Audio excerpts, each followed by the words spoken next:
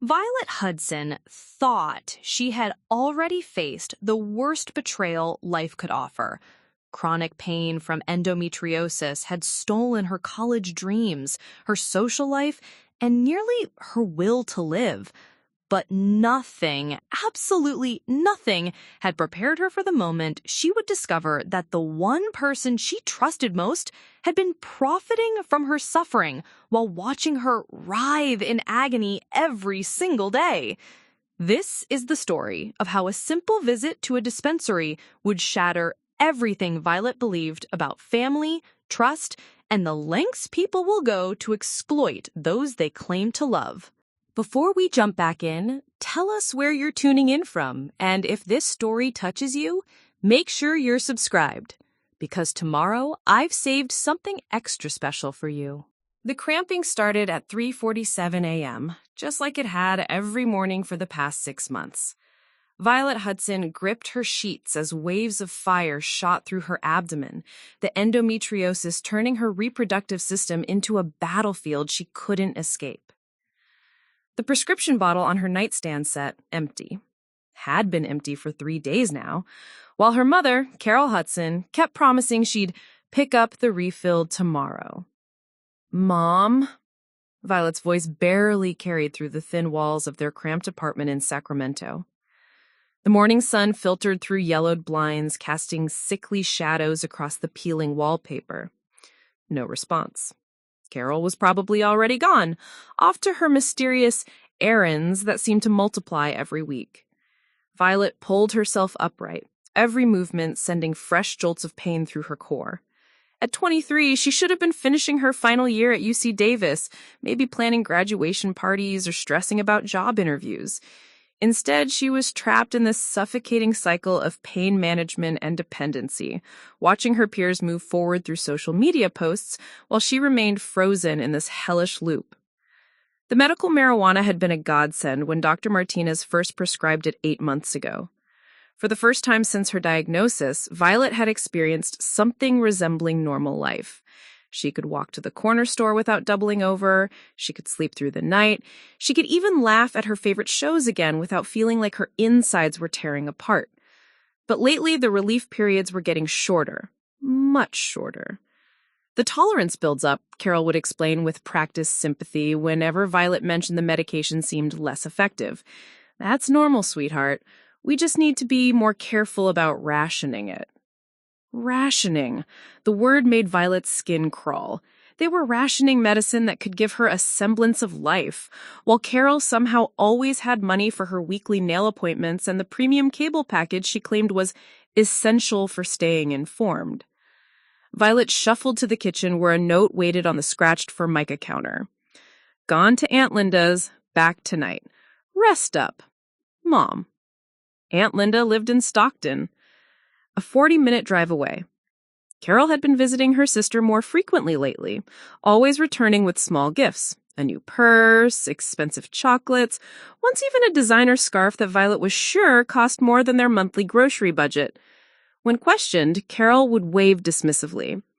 "Linda's been so generous since Uncle Pete passed. You know how she is."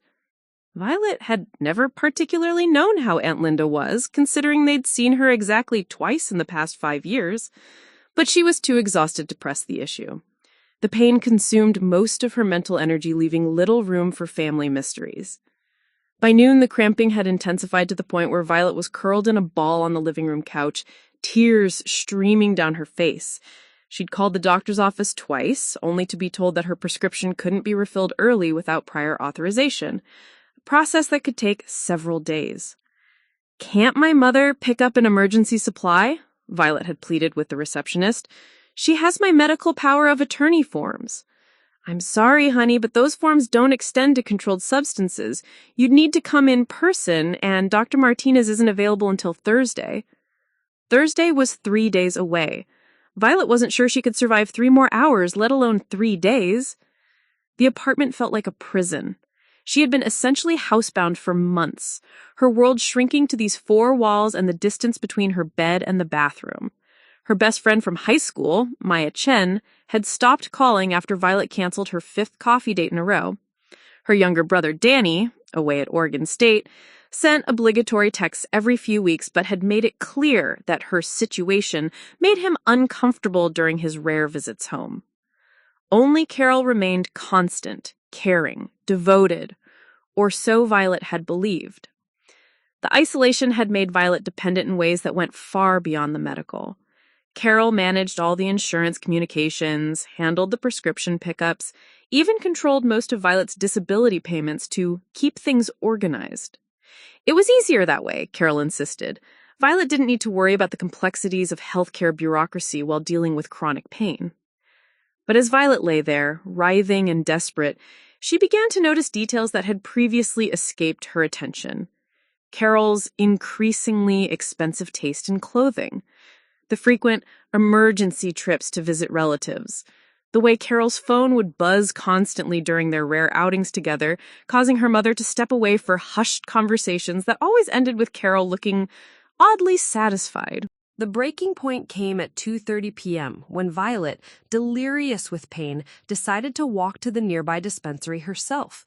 She'd never gone alone. Carol always insisted on accompanying her, handling the transactions while Violet waited in the car to avoid unnecessary stress. But desperation drove her forward, step by agonizing step, down the 3 blocks to Green Valley Wellness. The dispensary was a clean, modern space that felt more like an upscale pharmacy than the sketchy marijuana shops Violet had imagined from old movies. The bud tender, a kind woman in her 30s named Jessica, recognized her immediately.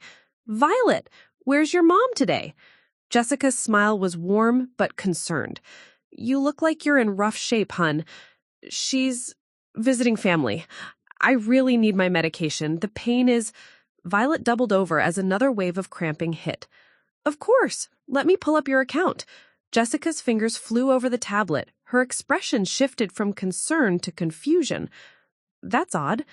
"What's odd?" She bit her lip, clearly uncomfortable.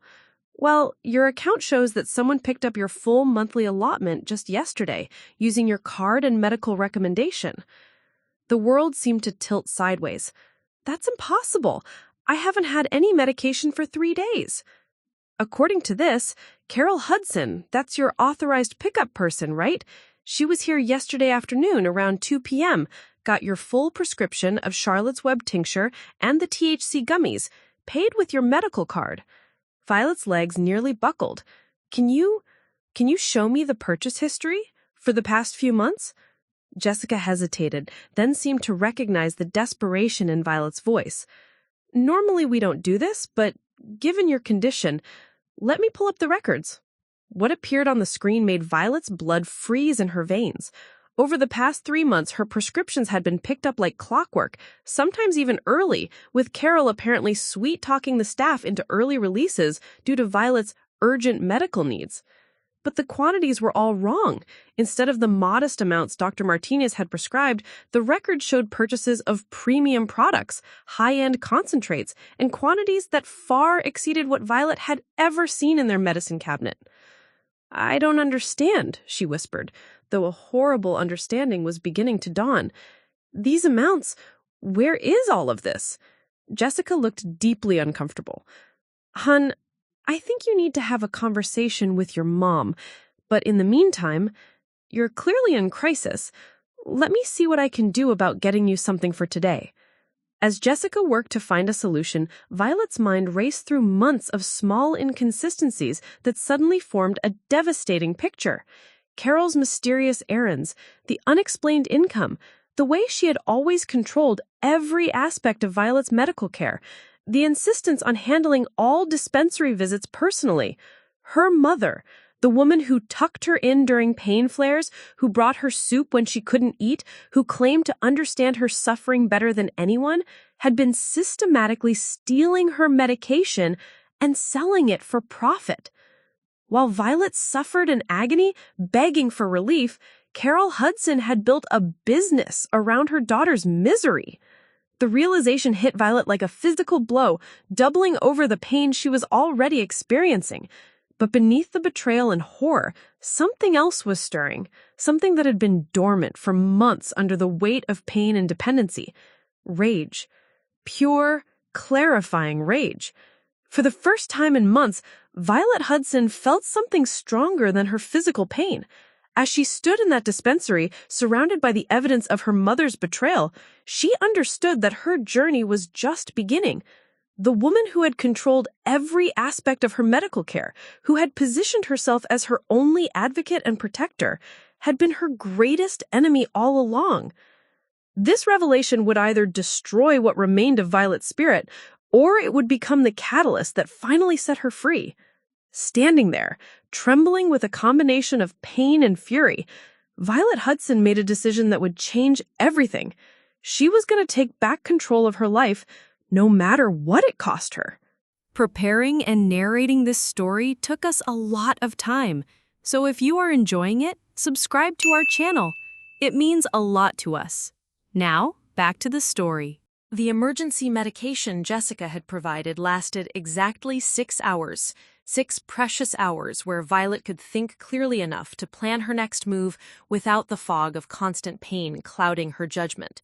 She sat at their tiny kitchen table with a notebook she'd found buried in a drawer, methodically writing down everything she could remember about Carol's recent behavior. The expensive nail appointments every Tuesday at Lux Nails and Spa, a place that charged $60 for a basic manicure. The new Michael Kors purse Carol claimed was a thrift store find. The way Carol's phone buzzed with text messages at odd hours, messages she'd quickly delete after reading with satisfied smirks. Most telling of all were the Aunt Linda visits that had increased from monthly to twice weekly over the past 3 months.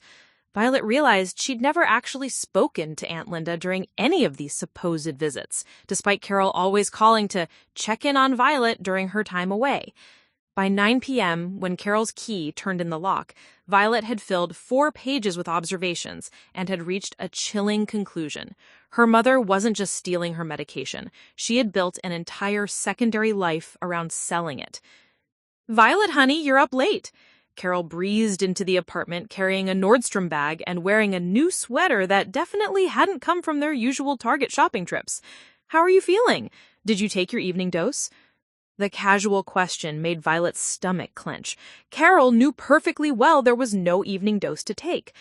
"Actually, Mom, I had an interesting day. I was in so much pain that I walked to Green Valley Wellness myself."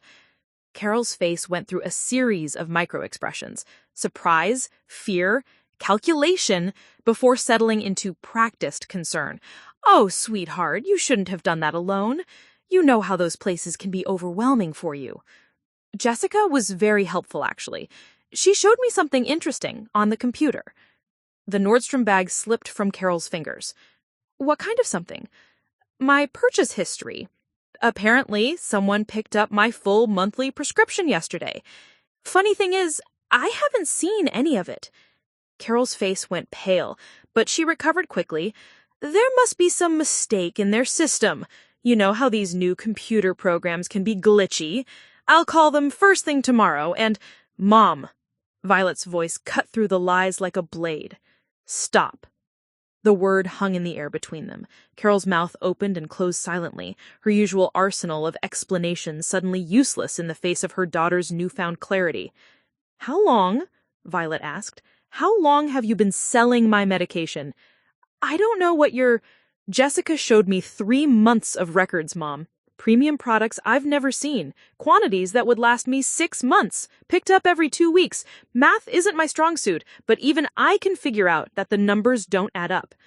Carol sank into the opposite chair, the fight seemingly draining out of her. For a moment, she looked older than her 51 years, the careful makeup unable to hide the lines of stress around her eyes. "It started small," Carol whispered. "Your cousin Jake asked if I could get him some pain relief for his back injury just once. But then he told his friends, and they told their friends. While I was lying here in agony, begging you for help, you were building a customer base. You don't understand the financial pressure we're under." Carol's voice cracked. "Your medical bills, the insurance copays, your disability payments barely covering rent.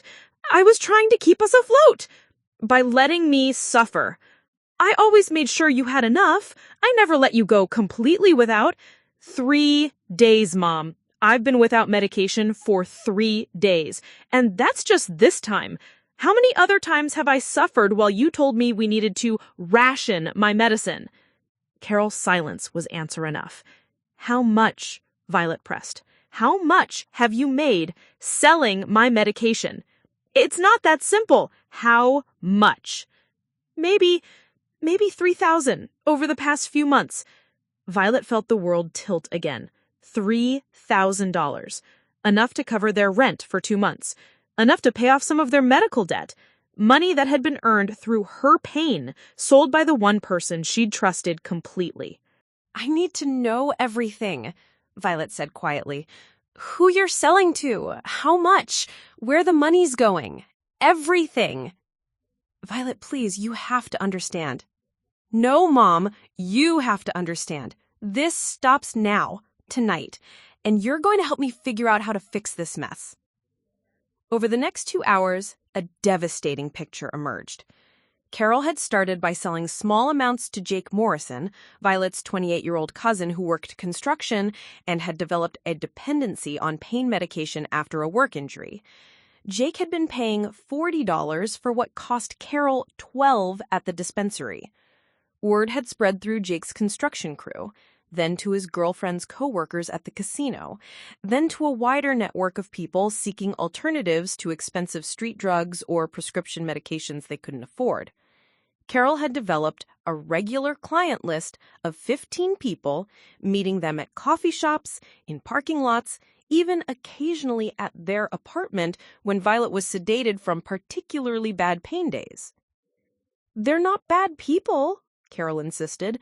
"Most of them are just working folks who can't afford proper medical care. I was providing a service." "You were dealing drugs, using my medical condition as your supply chain." "It's not like that." "It's exactly like that." The money had gone toward what Carol euphemistically called maintaining their lifestyle. The expensive nail appointments were actually networking sessions where she met potential clients. The shopping trips were rewards she felt she'd earned for managing everything. The visits to Aunt Linda were fictional. Carol had been driving to Sacramento's suburbs, meeting clients in upscale shopping centers where she felt safer conducting transactions. "What about Aunt Linda? Does she know you've been using her as cover?" Carol looked genuinely ashamed for the first time all evening. "Linda doesn't know. I haven't actually spoken to her in 6 months. "Jesus, Mom. I know how it sounds, but you don't understand the pressure I've been under. Taking care of you, managing your condition, watching you in pain every day. It's been destroying me too." "So you decided to make it worse?" "I never meant for it to go this far. At first, I was just trying to help Jake, and when I realized we could make some money, we needed it so badly, Violet. I thought I could manage both, keeping you comfortable and bringing in some extra income. But you couldn't manage both, so you chose the money." Carol's tears started then, real ones that smeared her carefully applied mascara. "I'm sorry. God, I'm so sorry. I never wanted to hurt you. But you did hurt me. Every day I suffered unnecessarily. Every time I begged you for relief and you made me wait. Every night I cried from pain while you were out selling my medication. You were hurting me." The conversation stretched past midnight, with Carol revealing the full scope of her operation. She had detailed records hidden in her bedroom closet, transaction logs, client contact information, even profit calculations. She'd been treating Violet's medical condition like a small business, with customer relationship management and growth strategies. "I want to see everything," Violet said finally. "Every record, every contact, every dollar you've made, and then we're going to figure out how to make this right." "What do you mean, make it right?"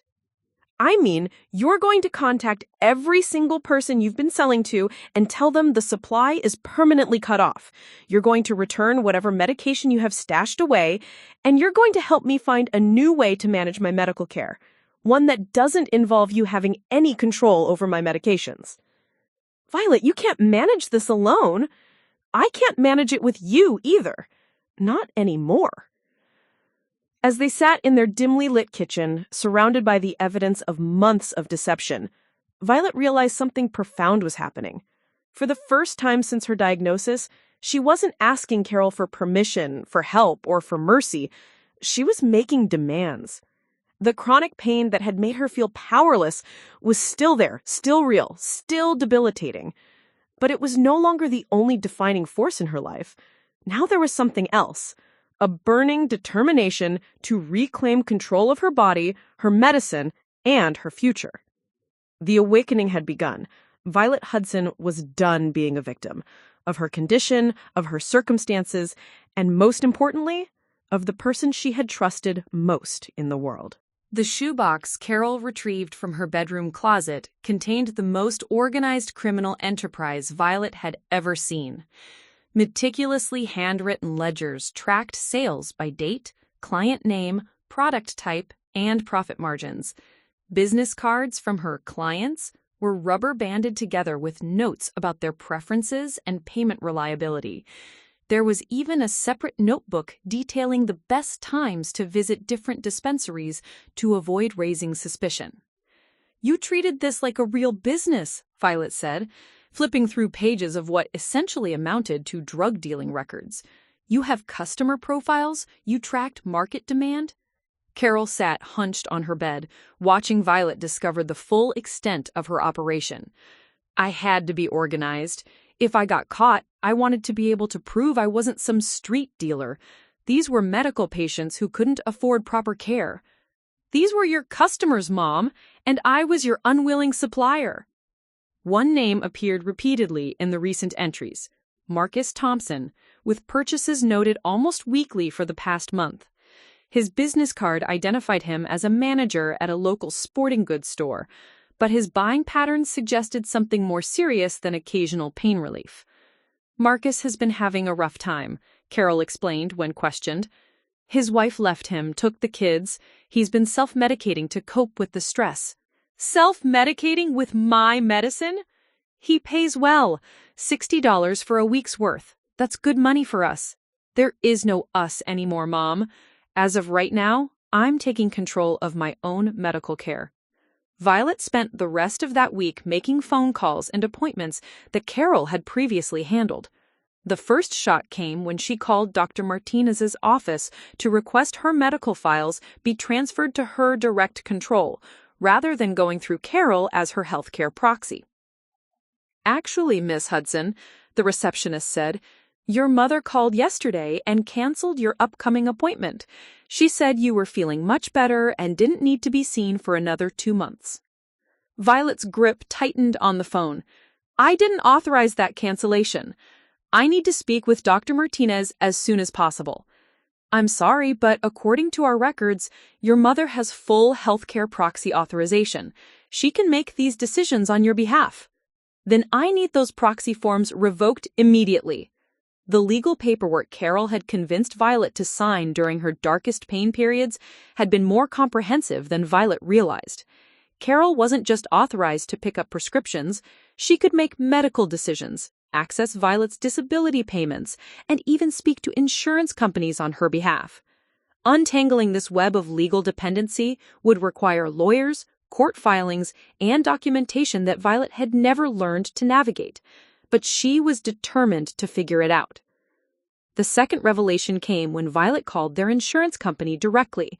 The customer service representative was confused by her questions about coverage for alternative pain management treatments.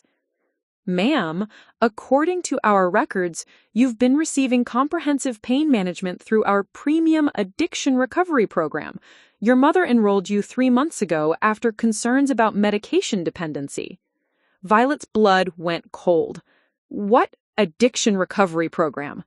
"The intensive outpatient program through Valley Recovery Center.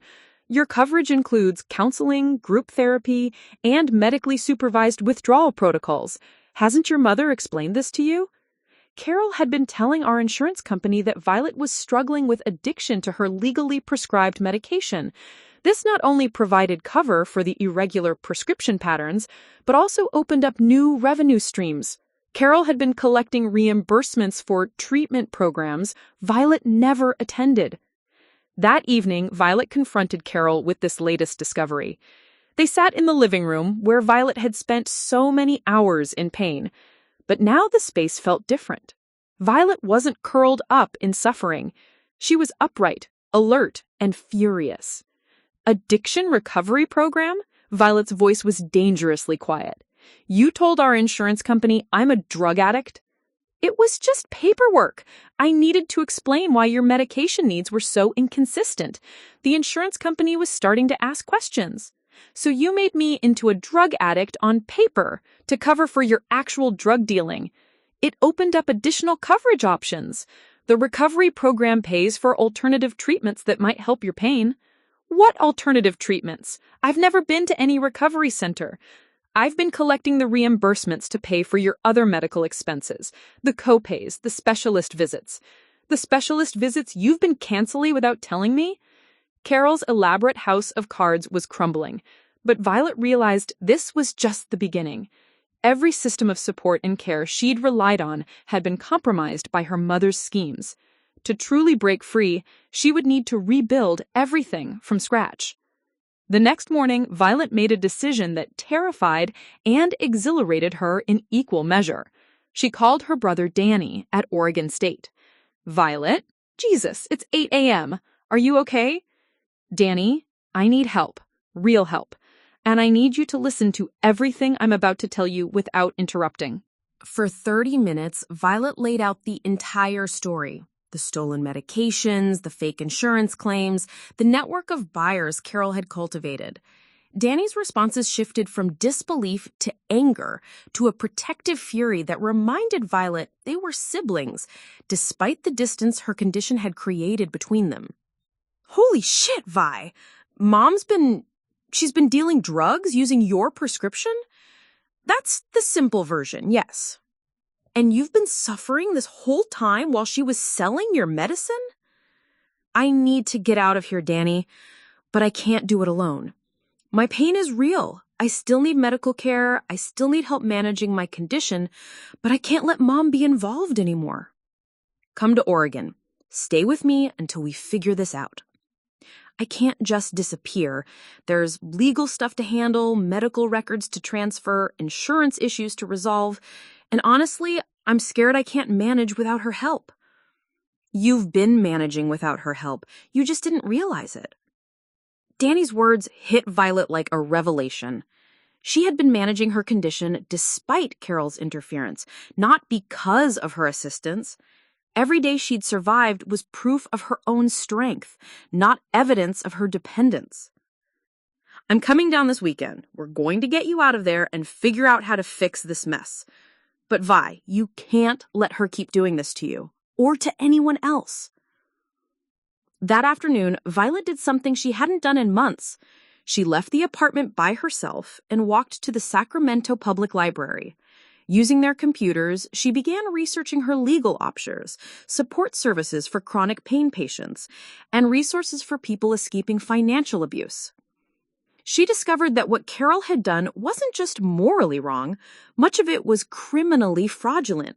The insurance fraud alone could result in felony charges. The unauthorized sale of prescription medications carried serious penalties. Even the healthcare proxy abuse might constitute elder abuse laws, despite Violet only being 23. But Violet also discovered something more hopeful. She wasn't alone. Online support groups connected her with other chronic pain patients who had rebuilt their lives after similar betrayals. Legal aid services offered assistance to people navigating healthcare fraud. Patient advocacy groups provided guidance for reclaiming medical autonomy. For the first time in months, Violet felt like she had options beyond simply enduring. That evening, she presented Carol with an ultimatum that marked the definitive end of their old relationship. I'm leaving. Danny is coming to get me this weekend. Before I go, you're going to help me contact every single person you've been selling to and shut this operation down permanently. Violet, you can't survive on your own. I can't survive with you either. Not like this. Where will you go? How will you manage your medical care? I'll figure it out.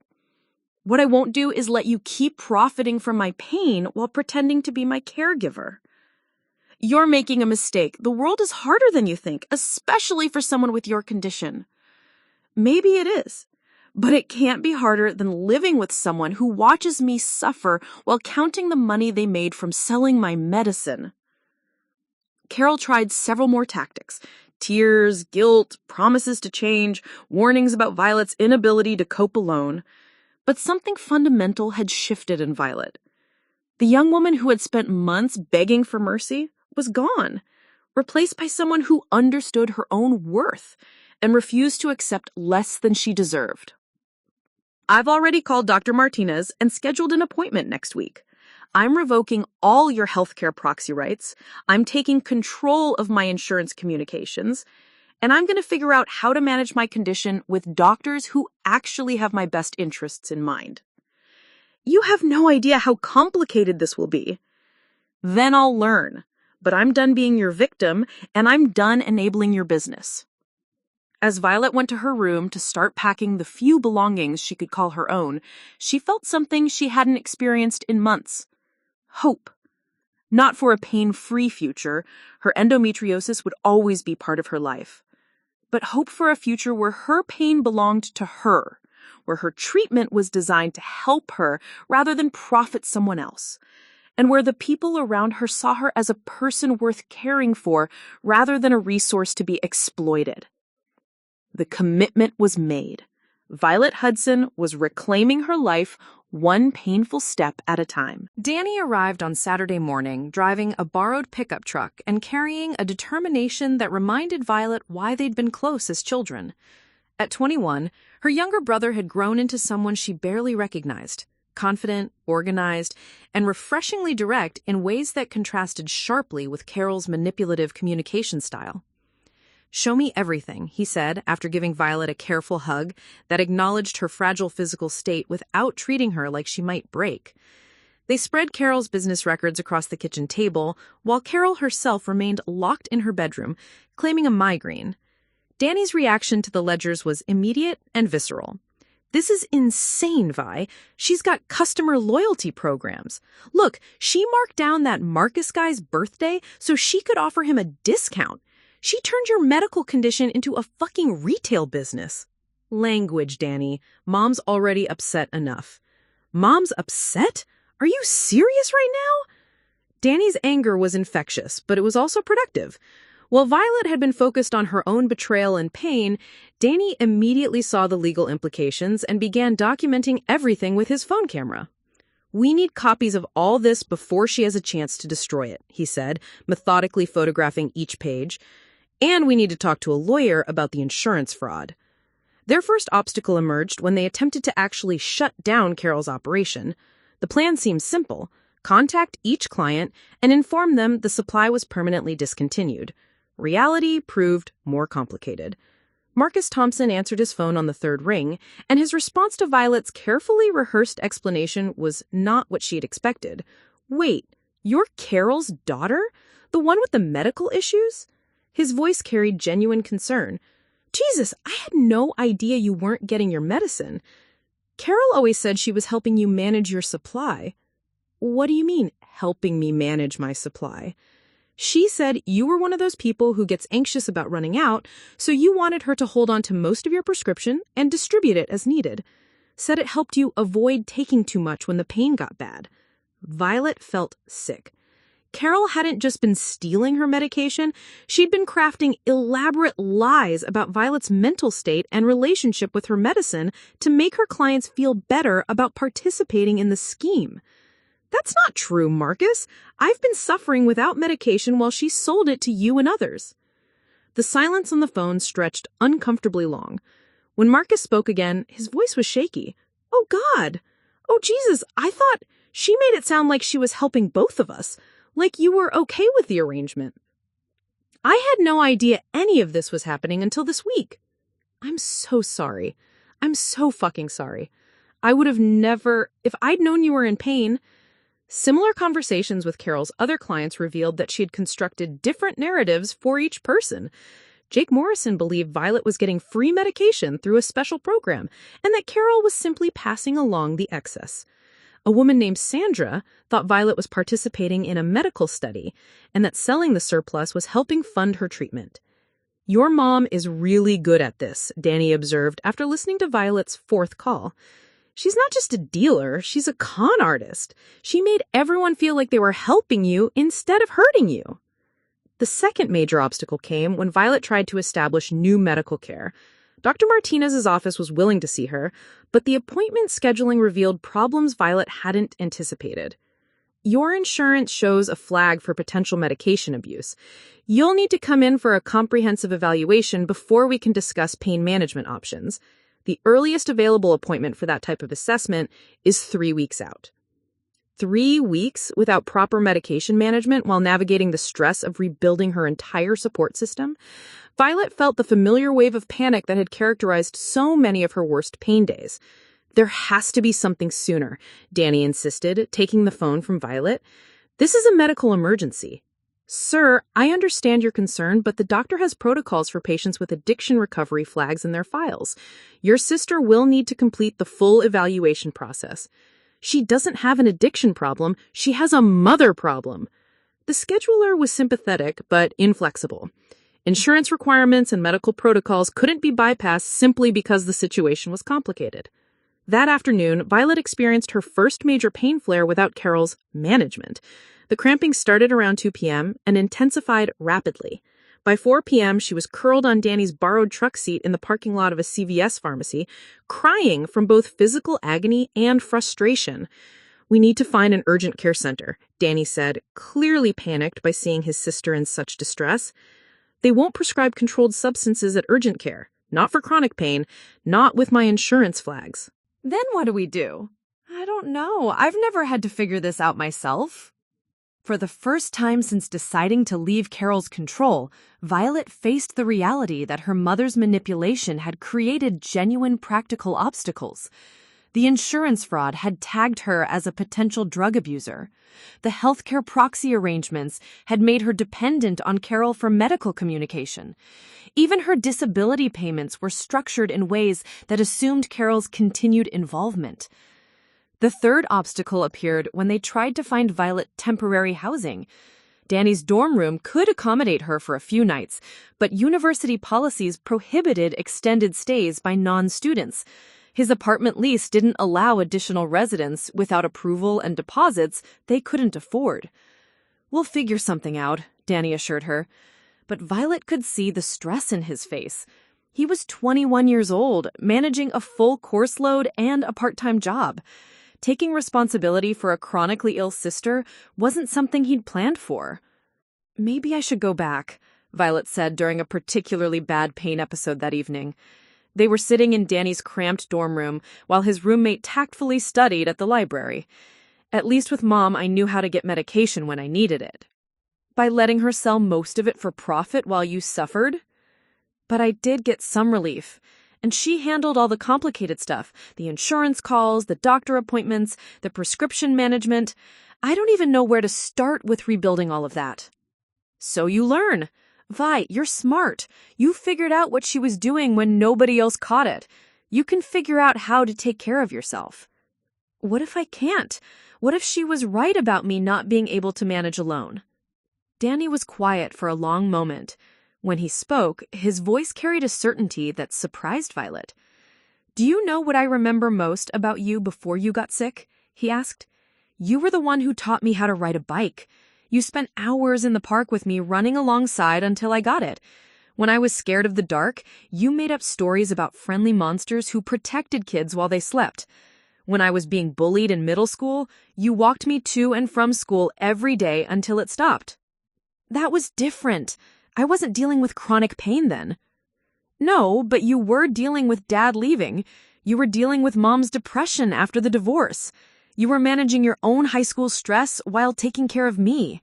You've always been stronger than you think, Vi. The pain didn't change that. It just made it harder to see." That night, Violet made her first independent medical decision in months. Instead of suffering through another sleepless night of pain, she called the nurse hotline on her insurance card and advocated for herself. "I need guidance on pain management while waiting for my doctor appointment. I have endometriosis and I'm currently between treatment providers due to a family situation." The nurse was helpful in ways Violet hadn't expected. She provided information about over-the-counter pain management combinations, stress reduction techniques, heat therapy protocols, and most importantly, a reference to a patient advocacy service that could help navigate insurance complications. "There are resources available," she assured her. "You don't have to manage this entirely alone." By Sunday evening, Violet had made progress on multiple fronts. She'd contacted 7 of Carol's 15 clients and successfully shut down those relationships. She'd filed paperwork to revoke Carol's healthcare proxy rights. She'd applied for emergency housing assistance through the county's disability services program. Most significantly, she had survived her first weekend of independence. The pain had been intense, the logistics overwhelming, and the emotional weight crushing at times. But she'd handled each crisis as it arose, found resources she didn't know existed, and discovered that asking for help didn't require surrendering control. "You did good this weekend," Danny told her, as they prepared for her first night in a transitional housing facility for people with disabilities. "I'm proud of you." "I haven't fixed anything yet. I still don't have reliable medical care, I still don't have my own place, and I still have to deal with all the legal mess Carol created." "But you started, and you did it without letting anyone take advantage of your condition. That's huge, Vi." As Violet settled into her temporary room, small, institutional, but entirely her own, she realized Danny was right. These early obstacles had been difficult, but they'd also been educational. Each challenge overcome was proof that she could handle the next one. The scared, dependent young woman who had discovered her mother's betrayal just 1 week earlier was already becoming someone stronger. Someone who could advocate for herself, research solutions, and build new support systems based on honesty rather than exploitation. The obstacles were far from over, but Violet Hudson was no longer facing them as a victim. The call came at 2:47 a.m. on a Tuesday, 3 weeks after Violet had moved into transitional housing. She recognized the number, Sacramento County Jail, and her stomach dropped before she even answered. "You have a collect call from Carol Hudson? Will you accept the charges?" Violet's finger hovered over the decline button. She'd been successfully rebuilding her life, making progress with new doctors, even connecting with other chronic pain patients through support groups. Carol's world felt like something from her past, not her present. But curiosity won. "I'll accept." "Violet, thank God you answered." Carol's voice was strained, desperate in a way Violet had never heard before. "I'm in jail. They arrested me this morning." "For what?" "Everything. The insurance fraud, the prescription drug sales, healthcare proxy abuse. Apparently, one of my customers got arrested and gave them my name to reduce his charges. They searched the apartment and found all my records." Violet felt a strange mixture of vindication and dread. She'd known this was a possibility when she'd started documenting Carol's activities, but hearing it happen felt surreal. Marcus Thompson was caught selling to an undercover cop. When they arrested him, he told them about me, said he was just a customer, not a dealer. They offered him a plea deal if he cooperated. "What do you want me to do about it?" "I need you to post bail. It's set at $25,000. If you can just get 10% together." "I don't have $2,500, Mom. I barely have enough for groceries." "You could ask Danny, or take out a loan. Use your disability payments." "No!" The word came out harder than Violet had intended. "I'm not using my medical support money to bail you out of jail for stealing my medical support." "Violet, please. You don't understand what it's like in here. I'm not built for this. I can't survive in jail." "I couldn't survive what you were doing to me either, but that didn't stop you." The silence stretched between them, filled with the background noise of the jail phone system and Carol's muffled crying. "There's something else," Carol finally said. "The prosecutor wants to interview you as a victim. Your testimony could make things much worse for me. Or It could help other people understand what you were doing. I'm your mother, Violet. I made mistakes, but I was trying to take care of both of us. Don't destroy what's left of our family over this. After hanging up, Violet sat her small room feeling more conflicted than she expected. The rational part of her mind understood that Carol was facing the consequences of her own choices. But the deeper part, the daughter who remembered being cared for during childhood illnesses, who had depended on Carol's presence during her darkest pain episodes, felt guilty about her mother sitting in jail. The conflict intensified when Detective Sarah Martinez, no relation to her doctor, called the next morning requesting an interview. We have extensive evidence of your mother's activities, but your testimony as the primary victim would strengthen our case significantly, especially regarding the healthcare fraud and abuse of proxy rights. What happens if I don't testify? We can still prosecute based on the physical evidence and witness statements from her customers, but your mother's defense attorney is already arguing that she was acting in your best interests, managing your medication to prevent addiction or overdose. Your testimony would counter that narrative. Violet had 48 hours to decide whether to cooperate with the prosecution. Those 2 days became the most intense internal battle she had faced since discovering Carol's betrayal. The pressure came from multiple directions. Danny drove down from Oregon, adamant that Violet should testify. She needs to face consequences, he argued, as they sat in a coffee shop near the courthouse. Not just for what she did to you, but to prevent her from doing it to someone else. She's still our mother, Danny. She stopped being a real mother the first time she chose profit over your pain. But the guilt was overwhelming. Violet's support group at the transitional housing facility was divided. Some residents encouraged her to prioritize her own healing over pursuing justice.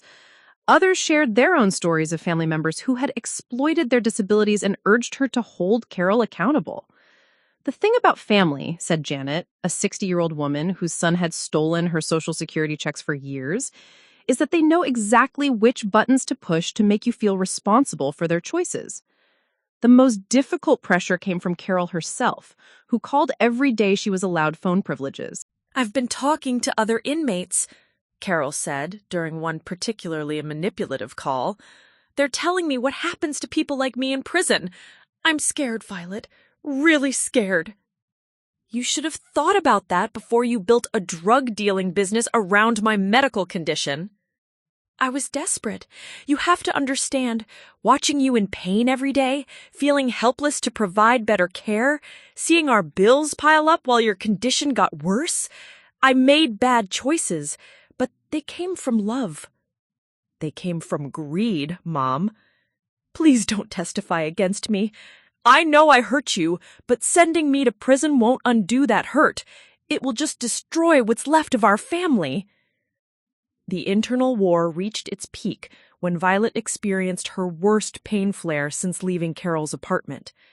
It happened on the evening before she was supposed to give her final answer to the prosecutor, as if her body was rebelling against the stress of the decision. The pain was so intense that the transitional housing staff called an ambulance. At the emergency room, Violet found herself in the familiar position of trying to convince medical professionals that her pain was real and severe, not drug-seeking behavior. Your insurance shows addiction recovery flags, the ER doctor explained. I can give you some ibuprofen and recommend you follow up with your primary care physician. I don't have an addiction problem. I have endometriosis and a mother who was stealing my medication. That's what they all say. Lying on that hospital bed, dismissed and suffering, Violet experienced a moment of absolute clarity. This was what Carol's actions had led to. Not just the immediate theft of medication, but a systematic destruction of Violet's credibility as a patient. The insurance fraud hadn't just stolen money, it had stolen Violet's ability to receive appropriate medical care. Every doctor would now see her as potentially deceptive. Every prescription would be scrutinized. Every request for pain management would be filtered through suspicion that Carol had created. When Danny arrived at the hospital, he found Violet crying not from physical pain, but from rage. She didn't just steal my medicine, she stole my future. Every medical interaction I have for the rest of my life will be complicated by what she did. She turned me into a suspected drug addict in the system. So what are you going to do? I'm going to testify. Not for revenge, not to punish her, but because other people need to understand what this kind of abuse actually costs. The prosecutors need to know that this wasn't just about money, it was about destroying someone's ability to get medical care. The decision brought immediate relief, but also immediate retaliation. Carol's final phone call before Violet's testimony was vicious in ways that revealed the person she'd always been beneath the caring mother facade. "You're destroying your own family," Carol hissed. "When this is over, when I'm in prison, you'll have nothing. No one will ever take care of you the way I did. You'll be alone with your pain and no one to help you manage it." "I was already alone with my pain, Mom. The difference is, now I know it. You think you're so strong now, but you'll come crawling back. When the pain gets too bad and you realize how hard it is to manage everything yourself, you'll remember everything I did for you. I'll remember everything you did to me. You're making the biggest mistake of your life." "No, Mom. The biggest mistake of my life was trusting you to take care of me instead of learning to take care of myself." The night before her testimony, Violet sat in her small room writing in a journal she'd started keeping as part of her therapy. For the first time in months, she wrote not about pain or betrayal, but about hope. Tomorrow, she would stand in a courtroom and tell her story publicly. She would face cross-examination from Carol's defense attorney, who would try to portray her as an ungrateful daughter destroying her devoted mother. She would have to relive months of suffering while a room full of strangers judged her credibility. But she would also be taking the final step in reclaiming ownership of her story. For too long, other people had controlled the narrative of her life. First, the medical professionals who had minimized her pain, then Carol, who had exploited it, then the insurance systems that had labeled her as potentially deceptive. Tomorrow, Violet Hudson would speak for herself, and whatever happened after that, she would face it as someone who had chosen truth over comfort, justice over family loyalty, and her own healing over anyone else's expectations. The crucible was nearly complete.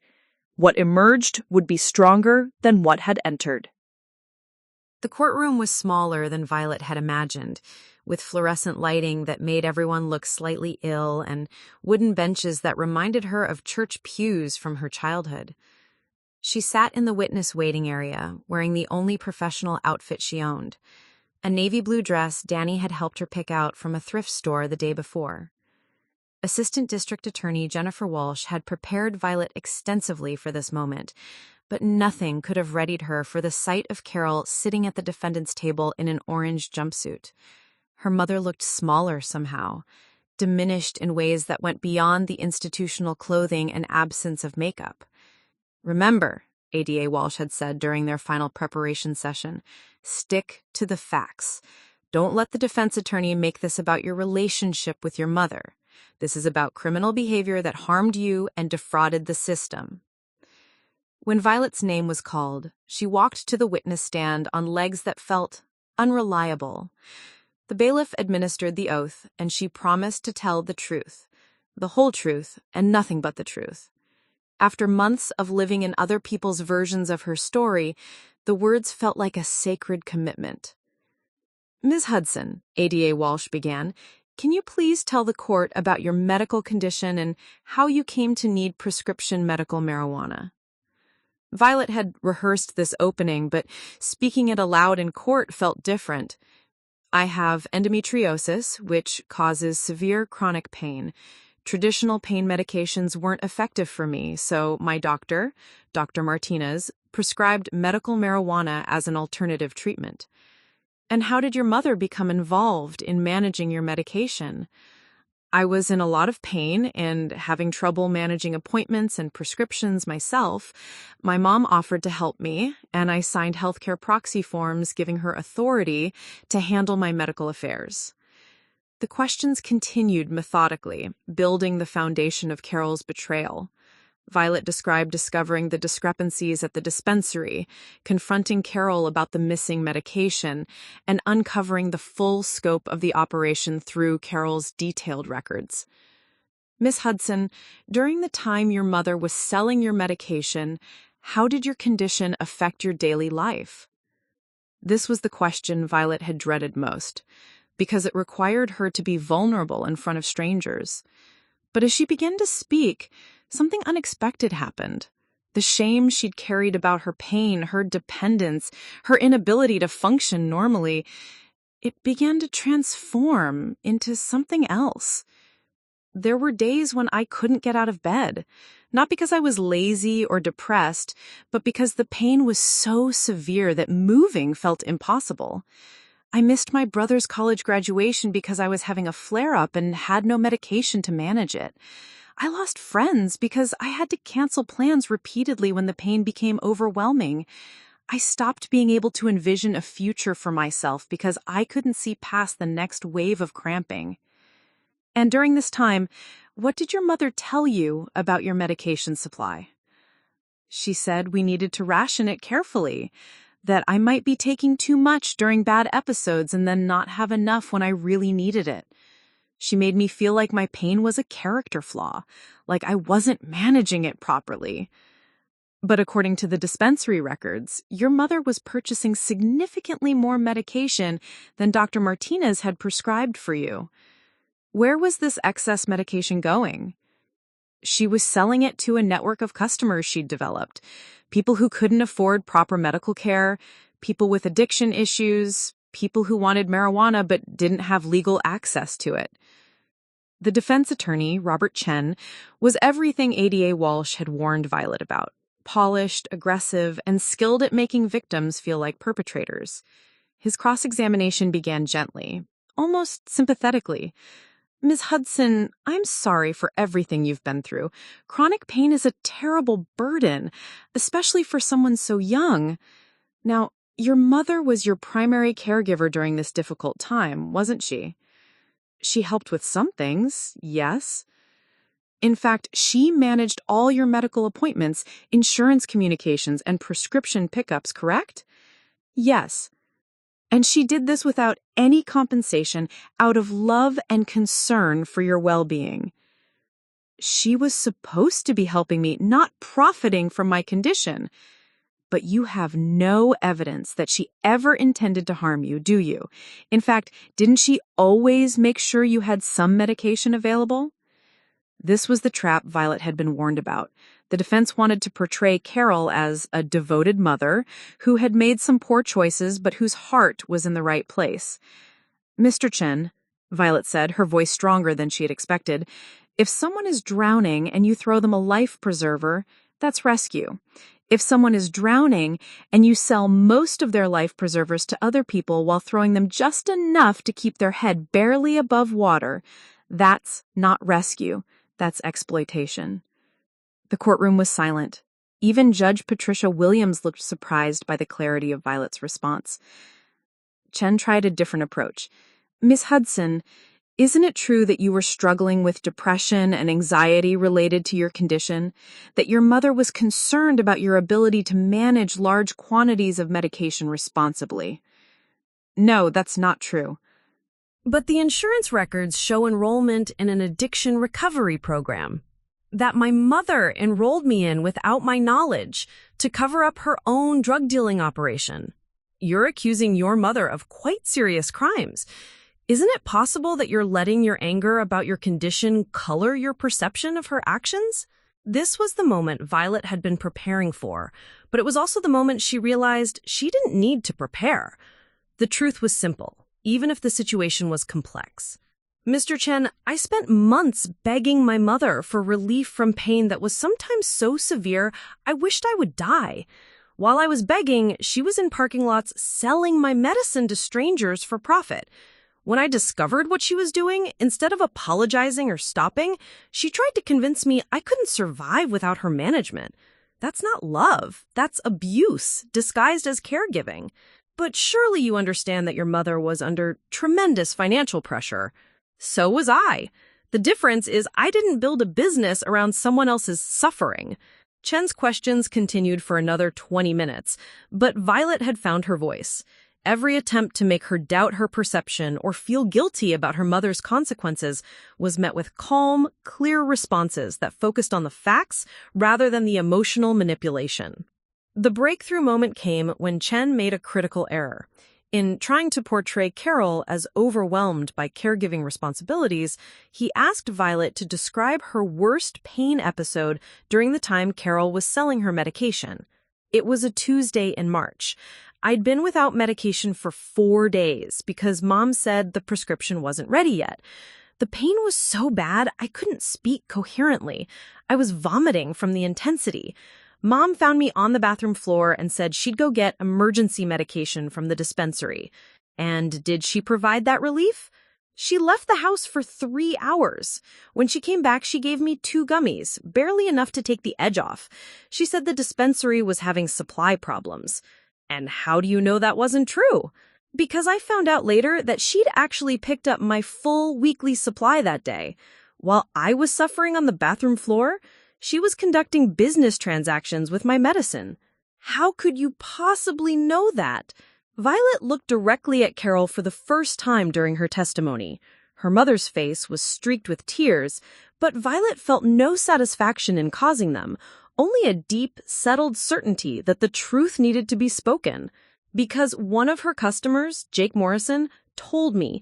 He said Mom had bragged about getting a great supply that Tuesday and had offered him a bulk discount. While I was in the worst pain of my life, she was celebrating a good sales day. The courtroom was completely silent. Carol's defense attorney looked like he'd been physically struck. Even the court reporter had stopped typing momentarily. "No further questions," Chen said quietly. As Violet stepped down from the witness stand, she realized something profound had happened. For months, she'd been carrying shame about her dependence, guilt about her pain, and confusion about her worth as a person. But speaking the truth publicly, having her experience validated by a legal system that took her seriously as a victim, rather than dismissing her as a difficult patient or ungrateful daughter, had lifted a weight she hadn't fully realized she was carrying. Judge Williams called a brief recess. As Violet walked out of the courtroom, Danny was waiting in the hallway with tears in his eyes. "I'm proud of you," he said, hugging her carefully. "Not because you testified against Mom, but because you stood up for yourself. You told your story in your own words." "It wasn't as hard as I thought it would be," Violet replied, surprised by her own calm. "Once I started talking, it just felt like I was finally telling the truth after months of living in someone else's lies." Ada Walsh approached them, looking satisfied but not triumphant. "That was excellent testimony, Violet. Clear, credible, and powerful. Whatever the outcome, you should know that you've given other victims of healthcare fraud a voice." As they left the courthouse, Violet realized that the young woman who had entered that morning was not the same person walking out. The breakthrough wasn't just about overcoming her fear of testifying or successfully standing up to cross-examination. The breakthrough was recognizing that her pain, her story, and her truth had value that no one could steal or sell. 6 months after her testimony, Violet Hudson stood in the doorway of her first real apartment, a modest 1-bedroom in a complex specifically designed for people with disabilities. The morning sunlight streamed through windows she could open whenever she wanted, illuminating a space that was entirely hers.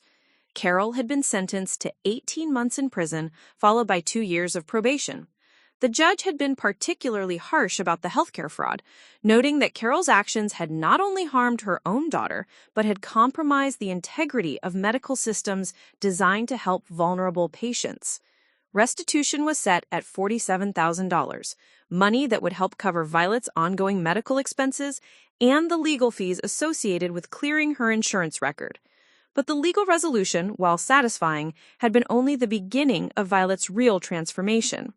The first major breakthrough had come 3 months after the trial, when Dr. Sarah Chen, a new pain management specialist who specialized in endometriosis, offered Violet something she'd never experienced, a collaborative treatment approach.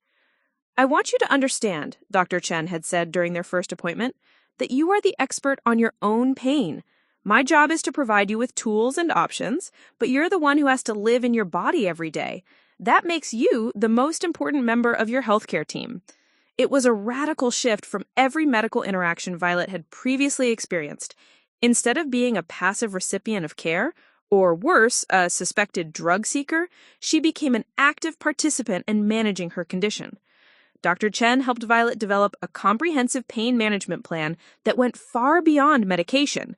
They explored dietary changes that could reduce inflammation, stress management techniques that could help during flares, physical therapy approaches that could strengthen Violet's core without exacerbating her pain, and yes, appropriate medical marijuana use that was carefully monitored and adjusted based on Violet's direct feedback. The goal isn't to eliminate your pain entirely, Dr. Chen explained. Chronic pain conditions like endometriosis may always be a part of your life, but we can work to make sure the pain doesn't eliminate you from your life. This philosophy became the foundation for everything that followed. The second breakthrough came when Violet decided to return to school, not the pre-med track she'd originally planned. That dream belonged to a different version of herself, but social work, with a focus on healthcare advocacy. "I want to help other people navigate medical systems," she told Danny during one of their weekly phone calls, "especially people whose conditions make them vulnerable to exploitation or dismissal." Enrolling in Sacramento State's social work program while managing a chronic illness was complicated, but it was complexity Violet had learned to navigate. She registered with the Disability Services Office, arranged for flexible scheduling during pain flares, and found study partners who understood that her attendance might be unpredictable, but her commitment was unwavering. Her professors were initially skeptical. Chronic illness still carried stigma even in helping professions, but Violet's insights into healthcare systems, insurance navigation, and patient vulnerability brought perspectives to classroom discussions that impressed both faculty and classmates. "You have lived experience that can't be taught," Professor Maria Santos told her after her presentation on healthcare fraud and patient exploitation. "That's incredibly valuable in this field." The third breakthrough was personal rather than professional. Violet began dating. Marcus Thompson, the same Marcus who had unknowingly been buying her stolen medication, had reached out months after Carol's arrest. His message was careful, respectful, and filled with genuine remorse. "I know this might be weird," he'd written, "but I wanted to apologize again and see how you're doing. If you ever want to grab coffee and talk about what happened, I'd like that. If not, I completely understand." Their first coffee meeting was awkward, with Marcus clearly struggling with guilt and Violet unsure how to interact with someone who had been unwittingly complicit in her suffering. But Marcus's honesty about his own struggles, his divorce, his depression, his poor choices in seeking relief, created an unexpected connection. "I was looking for something to numb my pain," he told her during their third coffee date. "I never thought about the fact that my relief might be causing someone else's pain." "You didn't know," Violet replied. "My mother made sure of that." Their relationship developed slowly, built on shared understanding of how desperation could lead to poor decisions and how healing required both accountability and forgiveness. Marcus became the first person Violet dated who knew about her condition from the beginning. There was no hiding pain flares, no pretending to be someone she wasn't, no fear that honesty about her limitations would drive him away. "I like that you don't try to fix me," Violet told him 6 months into their relationship. "You just adapt to who I am." "There's nothing to fix," Marcus replied. "You're not broken. You have a medical condition. Those are completely different things." The fourth breakthrough was financial independence. Between her disability payments, part-time work as a patient advocate at the local community health center, and careful budgeting with tools she'd learned in her social work classes, Violet achieved something she'd never thought possible: economic stability without exploitation. She learned to meal prep during good days to ensure she had nutrition during flares. She developed relationships with healthcare providers who respected her self-advocacy, rather than seeing it as difficult behavior.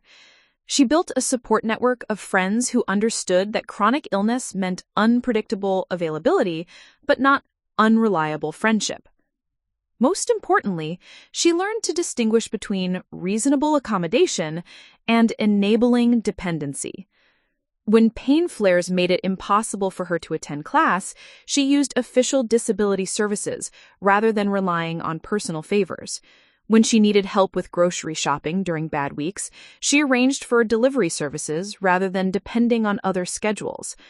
Independence doesn't mean doing everything alone, her therapist, Dr. Rivera, had explained.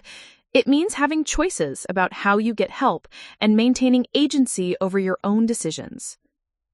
The final transformation came when Violet was asked to speak at a conference for healthcare professionals about patient exploitation and medical fraud. Standing at the podium in front of 200 doctors, nurses, and administrators, Violet felt nervous but not powerless. The young woman who had once been unable to advocate for herself in a single doctor's appointment was now addressing an auditorium full of medical professionals about systemic problems in healthcare. Chronic pain patients are particularly vulnerable to exploitation because we're desperate for relief and often dismissed by systems that are supposed to help us. This desperation makes us easy targets for people who want to take advantage, whether they're family members, caregivers, or even medical professionals themselves. She talked about red flags healthcare providers should watch out for: patients whose medications are always managed by others, inconsistencies in pain reports versus medication requests, insurance flags that might indicate fraud rather than addiction. She discussed the importance of developing direct relationships with patients rather than relying entirely on caregivers or proxies. The person living with the condition, Violet emphasized, should always be the primary voice in their own care, regardless of who else is involved in helping them. After her presentation, a young resident approached her. "I've been treating a patient whose mother manages all her appointments and medications," the resident said. "After hearing your talk, I'm wondering if I should be having more direct conversations with the patient herself." "Trust your instincts," Violet replied. "And remember that asking someone directly about their pain and their needs isn't being intrusive, it's being thorough." 6 months later, that same resident contacted Violet to report that following her advice had uncovered a situation similar to what Violet had experienced. Another young woman with chronic pain, another family member profiting from her suffering, and another patient whose voice had been silenced by people claiming to help her. "Your story is helping other people," the resident wrote. "Thank you for being brave enough to share it." Today, at 25, Violet Hudson manages a caseload of 15 clients as a healthcare advocate. She helps people navigate insurance systems, communicate with medical providers, and recognize when their vulnerability is being exploited. Her apartment is filled with plants that thrive under her care, textbooks from her master's program in social work, and photos of friends who understand that chronic illness is just one aspect of who she is. She still has endometriosis. She still has pain flares that can derail her plans and force her to reorganize her life around her body's needs.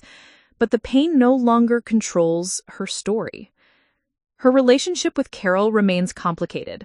They speak occasionally, brief, careful conversations that focus on practical matters rather than emotional reconciliation. Carol has expressed remorse, completed court-ordered counseling, and begun working to pay restitution. But trust, once shattered so completely, may never fully heal. "I don't need her to be a different person. I just needed to become the person who could protect myself from who she actually is," Violet told Dr. Rivera during a recent therapy session. Violet's story isn't about overcoming chronic illness. That's not possible. It's not about forgiving unforgivable betrayal. That's not required. It's about reclaiming agency over her own life, building authentic relationships, and using her experience to help others who face similar vulnerabilities. Every day, Violet Hudson proves that being a victim of exploitation doesn't have to define someone's future. Sometimes the most powerful transformation is simply refusing to remain powerless. Her pain belongs to her now, and so does her power. Up next, you've got 2 more standout stories right on your screen. If this one hits the mark, you won't want to pass these up. Just click and check them out. And don't forget to like, subscribe, and turn on the notification bell so you don't miss any upload from us.